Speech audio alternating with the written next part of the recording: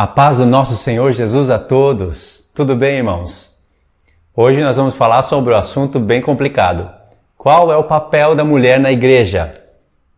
Quando você entender pela Bíblia qual é o papel da mulher na igreja, você também vai acabar entendendo qual é o papel do homem na igreja. É um assunto que eu nunca falei no canal. Eu sempre falei com os irmãos pelo WhatsApp, mas nunca trouxe esse assunto no canal. Agora, por causa de uma necessidade, eu vou trazer esse assunto no canal e foi bom não ter falado antes, que hoje eu tenho mais experiência para falar sobre isso, eu tenho mais propriedade para falar sobre o assunto. Então vamos lá, vamos tratar sobre esse assunto. E aí, quais são as perguntas que nós deveríamos fazer? A mulher pode ser chamada de pastora? Sim ou não? A mulher pode ser chamada de pastora, mas não pode ser cabeça da igreja. Faz sentido? Uma pergunta dessa.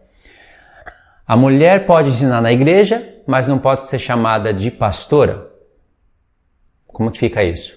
A mulher tem que ficar em silêncio ou ela pode falar? O que o apóstolo Paulo escreveu em Coríntios era algo cultural, somente para aquela época, ou era algo que ele escreveu para todas as igrejas? E aí? Muitas perguntas, né? Mas eu separei aqui 4 textos para a gente ler. São 4 textos incríveis. E o desfecho vai estar no final do vídeo, com certeza, mas o especial vai estar no final do vídeo. Então você tem que assistir esse vídeo até o fim. Eu vou tentar falar em poucas palavras. Ainda vão ter perguntas depois, claro, todo estudo tem perguntas, mas as perguntas eu vou respondendo em outros vídeos ou até mesmo em live, tá bom? É um assunto difícil para se falar, irmãos, porque eu tenho irmãs, amigas, que são filhas de pastores, tem pessoas que ensinam na igreja, então pode ser que esse vídeo seja um balde de água fria. Então você já deu para saber qual é a minha opinião, né? Mas eu vou tentar contextualizar a minha opinião dentro da palavra de Deus. Esse é um assunto que tem que ser tratado com responsabilidade. Não é de qualquer maneira. Então lá no final do vídeo, depois que eu mostrar a parte mais interessante, que é o ponto número 4, em cima do verso número 4, eu vou mostrar quais são as desculpas usadas para desobedecer esses textos. E se você é uma mulher e ensina na igreja, tem solução para isso. Tem solução para você continuar nos seus estudos, continuar ensinando, mas de maneira que a Bíblia sugere, para que você não venha perder galardão no dia do Senhor. Porque esse assunto não tira a salvação, ele tira galardão. É um assunto que tem que ser tratado com responsabilidade, porque eu também, se eu estiver ensinando errado, eu vou perder galardão no dia do Senhor, ensinando coisas erradas para a igreja, não é? Então vamos lá. Os textos que eu escolhi são esses. 1 Coríntios 14, que é o texto principal, onde o apóstolo Paulo fala das mulheres e das línguas, e não tem como desconectar esse assunto das línguas. Vai estar aqui dentro desse vídeo, não vou focar nas línguas, mas como ele está muito junto, muito grudado um no outro, eu vou ter que ler o texto que fala das línguas por causa de um texto importante do apóstolo Paulo que eu vou mostrar para vocês, mas não vou falar sobre as línguas. O segundo está em 1 Timóteo capítulo 2, que é onde ele vai explicar o que ele quis dizer em 1 Coríntios 14. Não é necessário de 1 Timóteo 2 para compreender 1 Coríntios 14, mas fica mais claro o assunto. Depois nós vamos pegar 1 Pedro 3, que é um verso importante, um texto importante também, que é texto desobedecido na igreja, e vamos fechar em Apocalipse 5, onde fala de um reino de sacerdotes no reino milenar, onde todos vão receber as suas recompensas e vão reinar no reino do Senhor, conforme tudo que fez, tudo que ensinou no nosso tempo, tudo que viveu. Ok? E esse reino dos sacerdotes é importantíssimo compreender esse assunto também. Então vamos lá, 1 Coríntios 14, a partir do verso 27, diz assim: No caso de alguém falar em outra língua, que não sejam mais de 2 ou quando muito 3, e isto sucessivamente, e haja quem interprete. E haja quem interprete. Com certeza isso não foi só para uma igreja. Mas não havendo intérprete, fique calado na igreja, falando consigo mesmo e com Deus. Esse daqui, o verso 28, ele já é desobedecido por muitas denominações. Fique calado na igreja, falando consigo mesmo e com Deus, se não interpreta. Verso 29.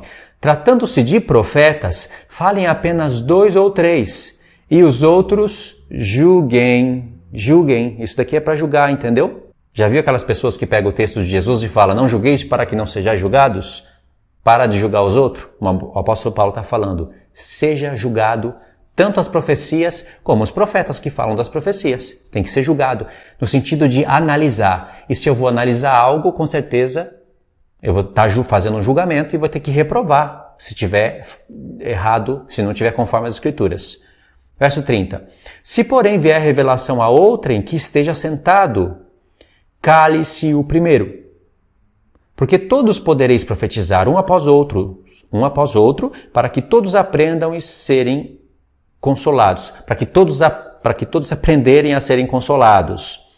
Os espíritos dos profetas estão sujeitos aos próprios profetas. Ou seja, não tem desculpa de uma pessoa começar a falar em língua e não ter controle. Porque o espírito dos profetas estão sujeitos aos profetas. O espírito do homem que está conectado ao Espírito Santo do Senhor, o espírito do homem está sujeito. O Espírito do Senhor não está sujeito ao homem, mas o homem que deve estar sujeito ao Espírito do Senhor. E o Espírito do Senhor ordenou para o apóstolo Paulo ensinar essas coisas na igreja, e o espírito do homem, o espírito do profeta, está sujeito ao profeta. Ninguém perde o controle das coisas à toa. Tem que ter conhecimento. Verso 33. Por que o espírito do homem ele está sujeito, o espírito do profeta ele está sujeito ao profeta? No verso 33 ele explica, porque Deus não é de confusão, e sim de paz, como em todas as igrejas dos santos. Presta atenção, porque Deus não é de confusão e sim de paz. Ponto. Tá vendo aqui? Ponto. Aí ele vai falar, como em todas as igrejas dos santos, conserve-se as mulheres caladas nas igrejas, porque não lhes é permitido falar, mas estejam submissas, como também ordena a lei, como também a lei determina, está escrito aqui. Você viu que ele saiu da parte das línguas e foi direto para as mulheres na igreja. E ele fala, como em todas as igrejas dos santos, verso 33, aqui nesse ponto. Como em todas as igrejas dos santos, conserve-se as mulheres caladas nas igrejas, porque não lhes é permitido falar, mas estejam submissas, como também determina a lei. O apóstolo Paulo está falando que a lei determina isso, e aqui ele não explica como isso acontece, mas em 1 Timóteo capítulo 2 ele explica como a lei determina. Por isso que é importante você ler um texto e lembrar do outro. Entendeu?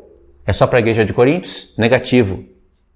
Verso 35. Se, porém, querem aprender alguma coisa, interroguem em casa o seu próprio marido, porque para a mulher é vergonhoso falar na igreja. Esse verso é bíblico ou não é? É bíblico. Ele não está falando por causa da igreja de Coríntios, que tem uma bagunça aí no meio de vocês, essa lei é só para vocês. Lá no futuro ninguém precisa obedecer isso. O apóstolo Paulo não está falando isso. Agora, se você considera ele machista, não tem como ler isso aqui diferente. Então você se entenda com o Senhor e com as Escrituras. Isso é o que está escrito. Aliás, você vai ter problemas até com o Antigo Testamento, porque as mulheres não estão na genealogia, o Senhor levanta muito mais homens do que mulheres, e por aí vai. Verso 36. Porventura a palavra de Deus se originou no meio de vós, ou veio ela exclusivamente para vós outros?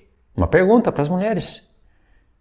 Ele falou que as mulheres devem ser submissas ao marido, interrogar os maridos em casa, não falar na igreja, e ainda fala, porventura a palavra de Deus veio somente para vocês? Se originou em vocês?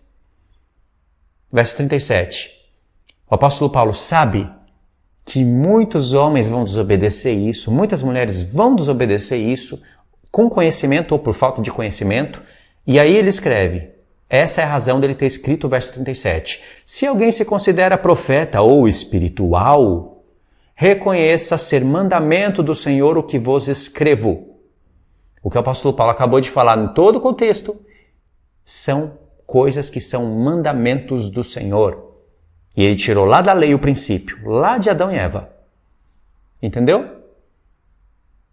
Difícil de ler isso daqui, de interpretar? Não é? Verso 38.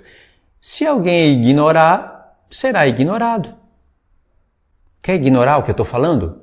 você se considera espiritual e profeta. A palavra de Deus está em você, tem revelações, mas você é uma mulher e quer ensinar e pronto, acabou. Fui ungida pastora, qual é o problema?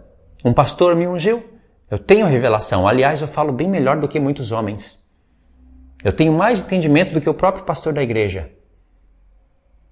Então tem alguma coisa errada aqui que não é assim que se interpreta. O apóstolo Paulo não é machista e ele não está falando para todas as igrejas, só para a igreja de Coríntios. O apóstolo Paulo previu isso. Ele fala, e se alguém se considera profeta ou espiritual, reconheça que eu estou falando é mandamento do Senhor. Verso 38, olha o presente aqui, para quem é desobediente. E se alguém o ignorar, será ignorado. Verso 39.